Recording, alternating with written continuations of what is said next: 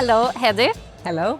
and welcome to Walk in the Park. Thank you so much. Thank you for having me. And we are at Tallinn at Latitude 59, the big happening here. The whole ecosystem, Baltics ecosystem, but also a lot pretty global as well. 70 different countries, as they say, meeting here today to learn from each other and be bold and build your own world is the motto, which is also applies to you.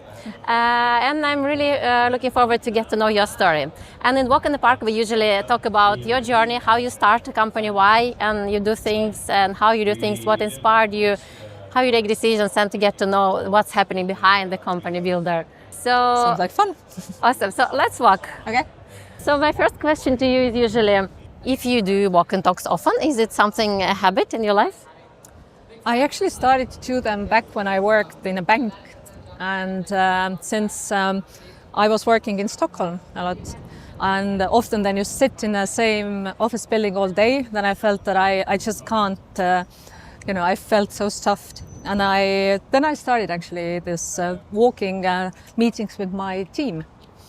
And I'm doing them often because I feel, especially when you walk two persons together, the best ideas come. And this kind of, you have this mental clarity, you can really focus on your conversation partner. So I love it, yes. Yeah, that's great to hear. That's one of the goals as well, to inspire people to do more walking meetings. So tell us more about yourself. Who are you and what do you do now?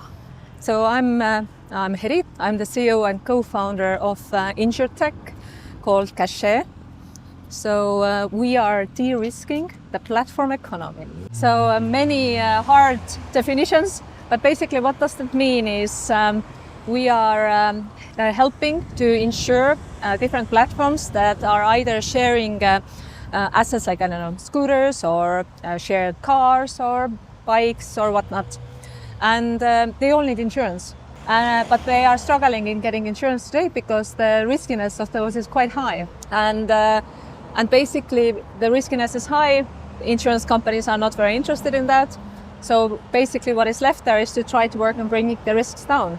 So what we have taken on as a journey already since 2018 is to figure out ways how to personalize and de-risk the basically different platform economy. So we do it for both shared assets, as we believe this is the way forward, not owning everything. And we do it also for the flexible work. So people who are, let's say, Uber, Bolt drivers or couriers, IKEA assembly who are coming to your home, so many others who get their jobs via different platforms. And we also believe that people don't have to work from 9 to 5. So in our team, we are very passionate about basically those two worlds, not to own everything and also to have the flexibility to work. And via that, it's the insurance plays a huge role there because those are trust businesses. Mm-hmm. And if you put your assets around the city, you want to kind of keep them in an order. So basically this is what Cachet does. And today we are doing it from Estonia, but we have also a couple of people in Sweden. So we are covering the Nordics, Baltics, already in Belgium, Poland, Germany, and basically scaling now further to many other markets in Europe. So. You've been doing that for 6.5 years. Six and a half years, yeah. So there's been quite a journey already. So, but why insurance tech? How did you get the idea? So basically I started my journey actually from Sweden when I was studying at one course, which was done by Stockholm University and their Resilience Center. And I really became fascinated with understanding more what you can do with your data. And then I started to build some things there about how to use your personal data back then more for good, so how to donate, etc. So this was a side gig, and then I met with my co-founder Kalle, 2017. While studying together?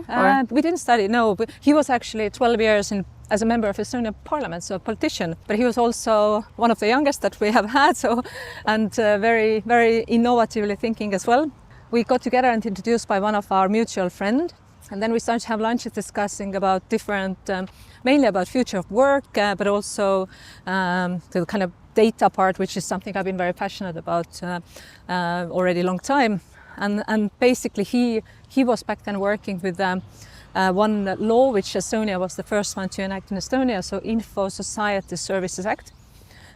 Complicated title, but basically giving a good framework for companies like Bolt, Uber or many others to operate in a regulated way.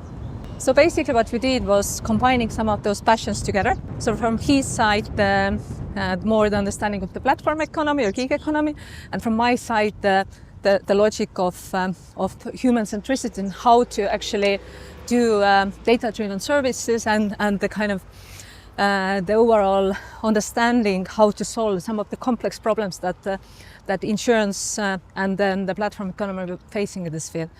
And so that's how basically Cachet became to be. And we understood that we are sharing the vision and our kind of mutual knowledge and passions were nicely combining, and we actually created a solution that really has been helping and solving the real problem. Great story. Do you remember how long time it took since you first met together and until you started the company? How many conversations was it? I don't remember the conversations, but I do remember that. So we were talking and planning and discussing, but what gave me the final kick, I ended up helping one of my friends who wanted to do coach papers. So he needed someone to coach. So end of the day, it ended up that I was, okay, fine, I'll do it. I never have done it before, but he helped me with that. So I said, okay, I'm gonna try to now motivate myself to get this idea going. And that's how basically I became very organized, and that's how we really got some of the things started. But I think all in all, it took us, we registered the company 2018, so approximately a year, a bit more. And we launched basically, I think a bit more than a year later, so in October 2019. But were you dreaming of starting a company before that? I was. So I think I've been all my life a bit entrepreneurial in all those different meanings. So I think it was very natural for everybody who knows me for a longer time that I will do something on my own one day. But I think the kind of clarity of that became when I've been working years in the bank. Great company, great everything, but I just felt that life is passing by. I had so many ways so many things that frustrated me, because I saw you can do it better, faster, etc. But then you understand, you can't change your employer, but you can, potentially take your own path. And I think this was time to give myself this good jump to the very cold water to see if I can make it, I can do it. And I think if you work years in a large organization, you start to think, what can I do actually? Because in many ways, if you have so big teams supporting everywhere, everything. So the question is, what is actually my contribution? It works beautifully together as a system. But if you have worked in a professional large organizations for 15 years or something like that, then start to think, okay, what is actually my part there? So that kind of feeling was one of the things that I felt that, okay, maybe I need to really test it outside as well, to see what I can do, what is my strength, what is my kind of contribution. And I think that's a good test to do once in a while for yourself, to see and see what you're capable of. So that was how I became to the idea that, okay, I need to start. I need to do that. Yeah. I have to jump into this cold water. Yeah. So now you feel you do contribute. Yes, I do. And you mentioned you learned a lot about yourself and your strengths and all these things. So what about you, your main learnings from first year? So you do learn everything, every day is something new. And that's just the honest answer. And especially, as you said very well, first year. So first year is obviously, you have this unhuman energy, because you have this, it's pure honeymoon. You are very energized, you have such a strong dream, vision, built everything up. But end of the day, you have to be everything yourself. If you have a co-founder, you share obviously, but you need to be a lawyer, you need to be a financist, you need to be everything. You need to fundraise, you need to sell, you need to design a product. And you have no one to say, okay, I don't know how to do it. You just have to find a way. And it's fun, because end of the day, we can learn everything. It's more about if you have the attitude of saying, oh, I can't do it, or you have the attitude, okay, I need to learn how to do it. So that doesn't mean you will become great in everything, but I think you need to have this mindset of if I don't know how to do it, I'll ask some help from someone.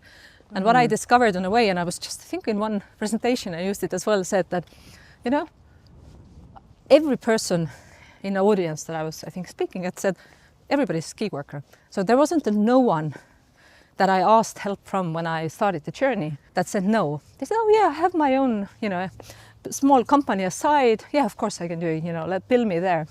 So literally everybody I reached out, it doesn't matter if it was from finance, from legal, from tech or something, I always got someone to, okay, I can do some hours, I can help you. And that's the thing, and we often are not that good at asking for help. Yeah. Right? So that just be open and asking. So, but you are good at asking help in general, or you learn it on the way? Oh no, I was not. I had to learn it hard way. I always tell some people that we were part of Techstars early on in London, and I think the biggest thing I learned, or the biggest kind of takeaway, was really the very simple things, how to ask and ask. I remember I actually even woke up some nights was thinking, okay, how can I ask the question tomorrow? I don't know what to ask. They made you ask, you know, and that's this is actually very complicated, because at the end of the day, you will get everything in the world if you have some sort of network. But the question is how to ask the question in a way that someone is willing to put their social credit and everything to the line to help you. So yeah, asking help has been definitely a learning path, but a good one. So I think I've become much better at it. Talking about asking for help, then surrounding yourself with the right people and surrounding yourself with the people who can support you, like empower you. This is a big part of entrepreneurial journey, because it's not a secret. I've been there myself. It can sometimes feel lonely as well. So having supporters and people around you, what is that for you, and how did you build your network? So I can just say I'm very lucky. I have a very strong family. My husband understands the path of being a founder, so he knows how to support me. My kids are pretty independent and kind of also understanding, but also it's critical to have a good network and friends as well, that you can in whatever case, just who can take your mind off something. So I think I've always cherished that. So I know that from the day one that this is something I need to make sure I always have with me. I will not bury myself away and cut myself off from those people, even though I don't have any minutes, but I'll find time, because I knew that this is a long-term investment. Because that's the worst what you can do to yourself, is cut your closed circuits off. Yeah. Because saying, okay, I'll deal with them later. No, it's not. It doesn't go like that. You mentioned the mindset. Founder mindset is the thing which is discussed a lot, and on Latitude 59 as well now. People talking about what is founder mindset, and how did you develop that mindset of everything is possible? Was it something you, since you were a child, or you developed it on the way? I think there is two key elements to that mindset. One is curiosity as something that you actually are generally a curious person, that you enjoy learning more, you enjoy discovering more, and you kind of are open to those kind of things. So that, I would say, this is one thing that I definitely have had as a kid, you know, very, very early age, even probably sometimes even to too broad extent. But the other part is definitely the kind of growth mindset as such, in understanding that and mainly about yourself, that if I'm in this journey and I have to kind of be forgiving and caring about my kind of shortcomings as well. If I know that I'm not expert or good at it, I will just have this understanding, like I make mistakes, I fail, I pick it up and learn, I ask help, and I think this is the main thing, and I'm trying to be happy of those things that I accomplish. So growth mindset is definitely something that you need to learn and teach to yourself and keep that going. Because if you don't have that, then it's very hard to keep the overall resilience and determination as such. Because as a founder, you constantly need to motivate yourself as a first thing, but also your team and everybody around you. So So you need to have this engine inside you which constantly regenerates the energy. And I'm not saying it's easy. It's not often. You get tired as well, and how to sometimes then pick yourself up and get going is something you learn on the way. And how do you do that? What is that for you? How do you pick yourself up? The thing is that I have had probably different moments and different methods there. So I love to be in nature. So for me, one of the things that I do frequently is as well, I have my country home. So I go there, I spend time and offload. I'm a very different person there. So probably if people on this amazing island where my country home, they wouldn't recognize me here in the city. So which is how I want to keep it. So that makes me kind of feel as a real person, because, and why I love this mental shift is when we kind of got our place there. The first question our neighbors asked from us, my husband was working in IT and I worked in a bank back then. It was like, okay, hello, we are the new neighbors, so what to do? I was like, they asked me, okay, so but what can you do? And I was saying, yeah, well, I work in a bank and my husband works in IT. But they look at us, but what can you do? And then I understand, right, true. So then it was, okay, my husband sings very well and I can do, I'm doing painting. So it's like, oh, why didn't you do that right away? So, okay, now it's understandable. What can you actually do? And I think this is a question that I ask myself often. It's like, you can have whatever titles, you can have whatever roles, but end of the day, what can you do as a person? And I think this is what keeps you grounded and keeps you real and keeps you also energized. So you find in time to do the paintings, you find in time to go to the country house? The country house, yes, painting's a bit less, but I'm still doing. But it's not purely about that, it's more, I do lots of things there, but it's the overall mindset of, it's not about the roles or this virtual world, it's about actually, real things. So. But what other rituals you have? I don't know, meditating, running, waking up early, late, anything, but also you believe support you? So different types of sports for sure. I know this is something that I need to keep going, otherwise I need to keep the head and the body balanced, because as soon as this goes off, then you will not sleep well, and all this starts to spiral. So what I'm trying to do a lot is do whatever, is it sports, or I like to dance. Sometimes I do many different things, which keeps me balanced from that side. So this is maybe one of the most important things I've learned more and more in the last few years, maybe. And you're good at finding time on that. You don't need much time. You actually just need to be consistent. Mm-hmm. I think half an hour of any type of thing even would be sufficient, but it's more, you just take the moment and go off doing something different, and keeping that as a routine. It's I would say it's much more important than actually taking hours to something. Following up on consistency and startup building, isn't that one of the main secrets as well in building a company?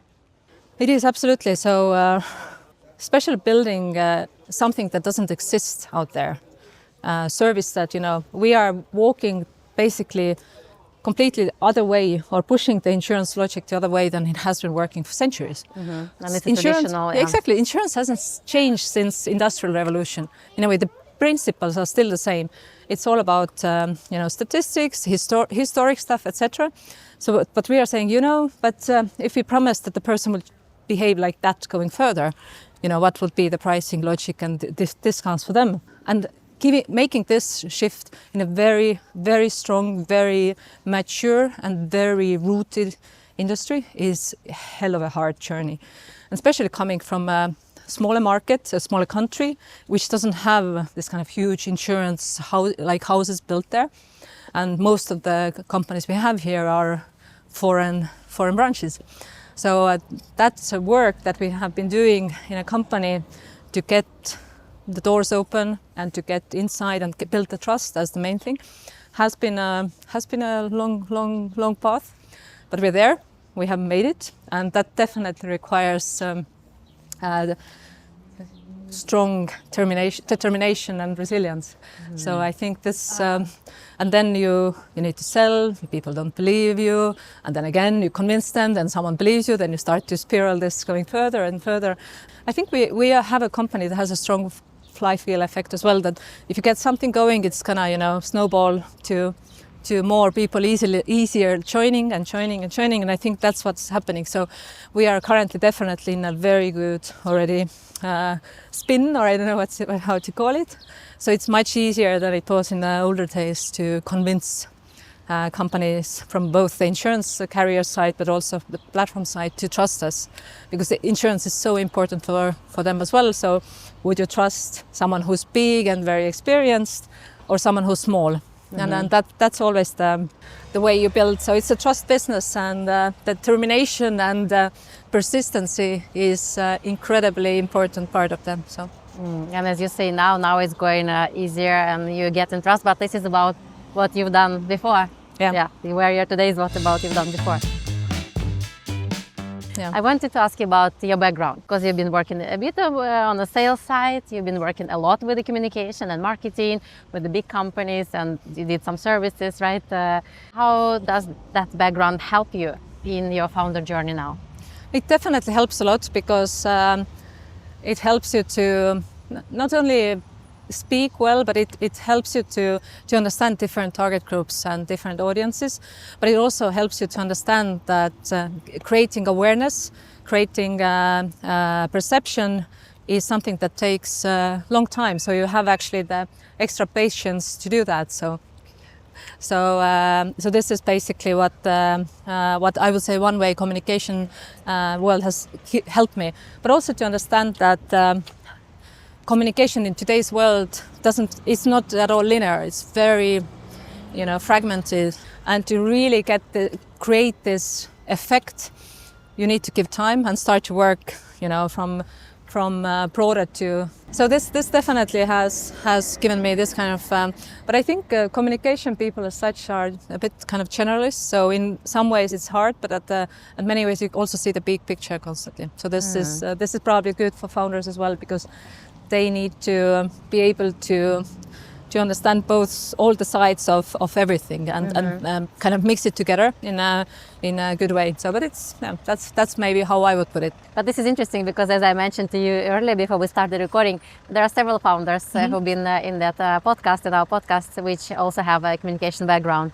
And what is fascinating is I feel like all of them are good at, yes, both, as you see, like broader perspective, but also like understand the whole picture.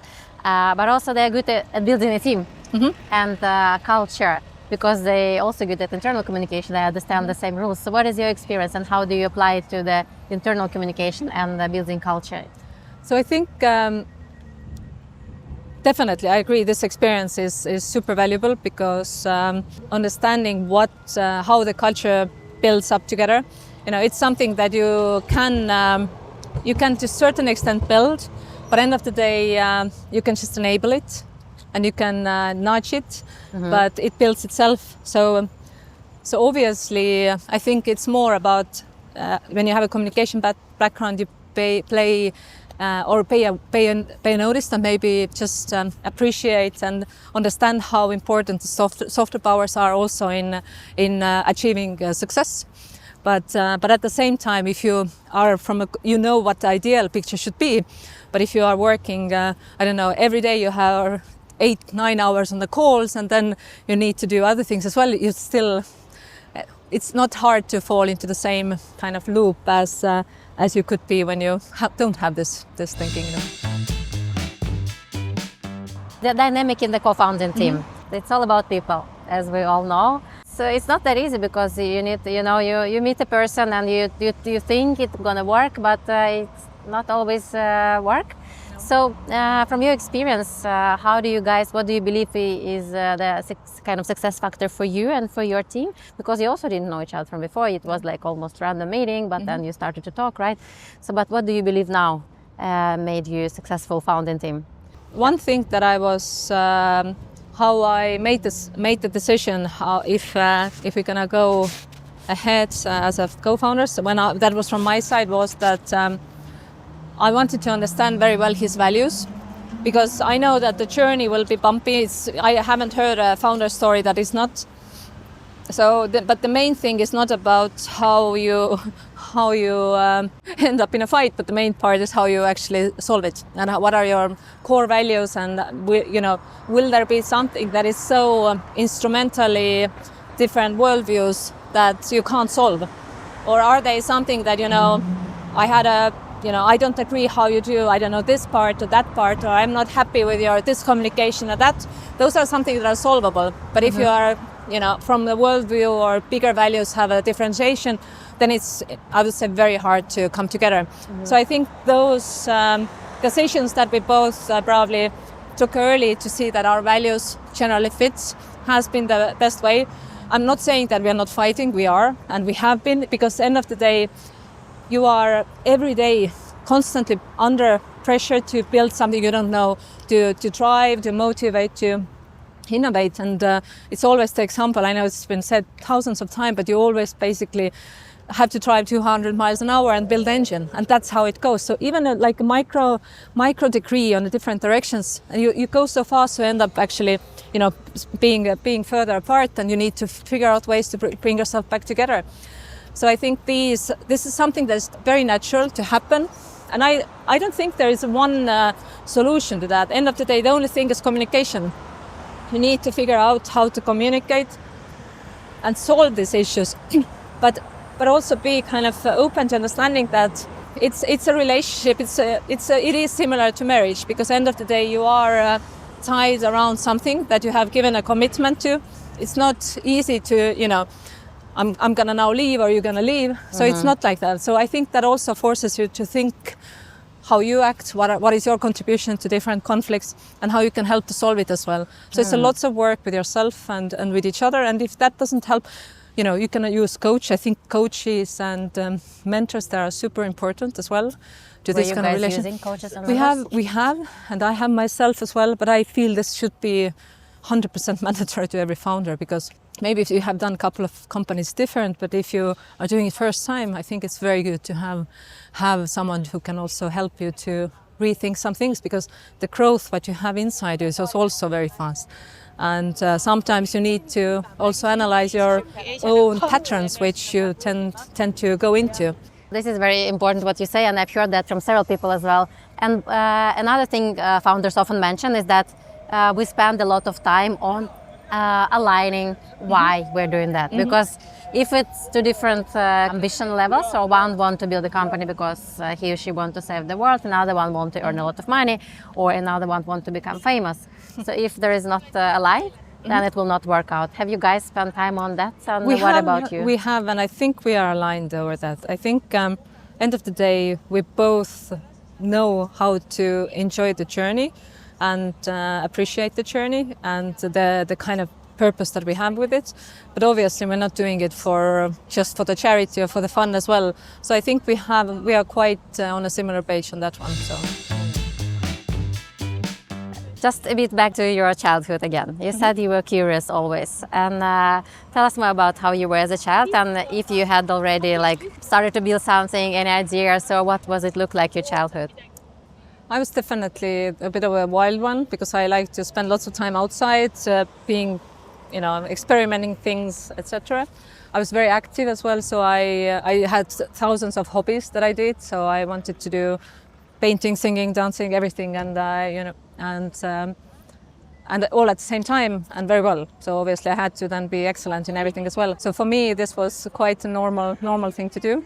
So I feel that the curiosity part is that kind of testing yourself and trying to really discover everything fun that is out there to be discovered. And I would say this hunger and this has just grown, because I feel that if you become a founder and if you don't enjoy that, you only get a fraction of that. Because you never know if you're going to do an amazing exit or not. So then you actually need to have something for yourself, even more than just the money exit or something, even though this is obviously why we're also doing it. but you need to understand and enjoy the journey as well. And I think being curious and discovering so much and learning so much is definitely something I value a lot.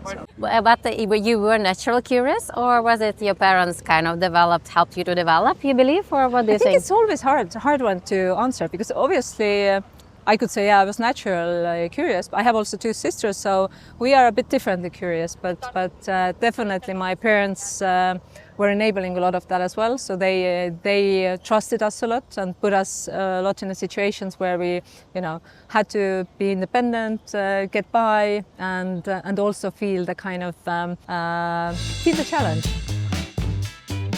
My last one to you was, if you would start again, what would you do differently?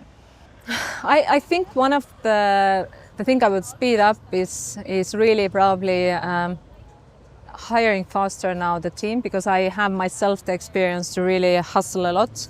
So to try to find a bigger, stronger team already in the early days to just fly faster, that's probably one thing. And otherwise, I don't think I would change very much. Maybe I'm not sure if I would select one of the hardest kind of business, maybe something easier, but I don't know. But I think that's mainly the only thing. But I don't think I would change so much. It was great. It was great to get to know you and about your journey. And good luck on the way to you and Cachet. And looking forward to follow you. Thank you so much. Thank you. Awesome.